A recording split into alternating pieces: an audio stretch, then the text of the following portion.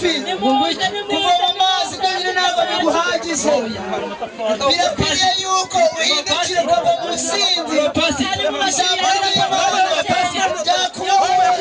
ijambo ry'Imana ijambo ry'Imana mugenda mwumve nabige data na mama banywa inzoga banywaga inzoga none nuko wabaye urakwiriye guhindukira ukemerera umwami akakugirira neza ukaba mu businzi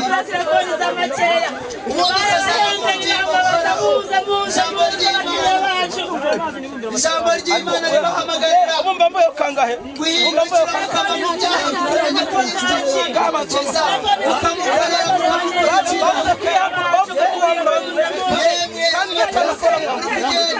ntabwo bari guhinda guhindukirira Uwiteka umwambaza akiri bugufi guhera ntabwo umwere ubanza kumera Rukundo nuko mugaragu mwiza wakiranutse muri bike injira mu munezero wa shobuja. Kwizera nuko mugaragu mwiza wakiranutse muri bike injira mu munezero wa shobuja.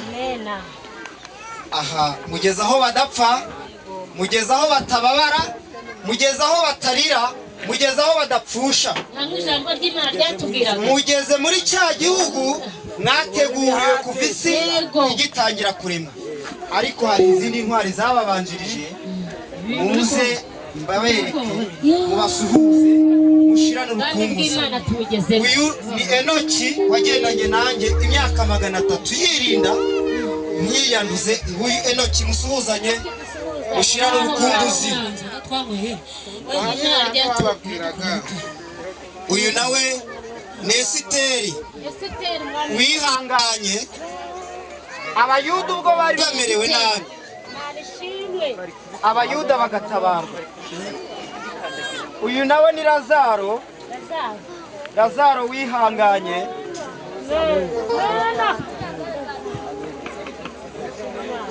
Uyu ni Lazaro wihanganye, washonje arihangana, wambaye ubusa arihangana, ntabwo yiyanduje. Nimwicare mugubwe neza muganire ku by'uru rugendo. Mwicare natwe turaje tutabarutse amahoro. Amena.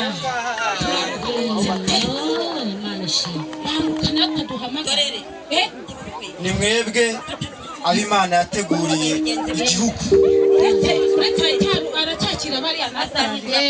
Ni mwebwe twashyiriye ubwami bw'Imana tugezemo. ab'Imana yateguriye. Azahindura paje uretse kumwegera Hakimwe taduhama. None se yangwira tujyane mu maso wajya guhanura ariko vayo bese ngahoshi reba mu maso ni nk'ibintu by'umuntu none se nabi oya ibyo ni sana bese none se mwami oya kutampamagaye kandi bari maze guhamagara oya ntabwo mwegera amaso ye ni nk'ibintu by'umuriro kuba ari wahamagaye kandi twarakoranaga umurimo naririmbaga ihene zanjye barazibye bagiye muri mwebwe ntabwo mwanditse muri iki gitabo cy'ubugingo. Reba neza ibyo mwakoze byose mwabikoze mwinezeza ubwanyu.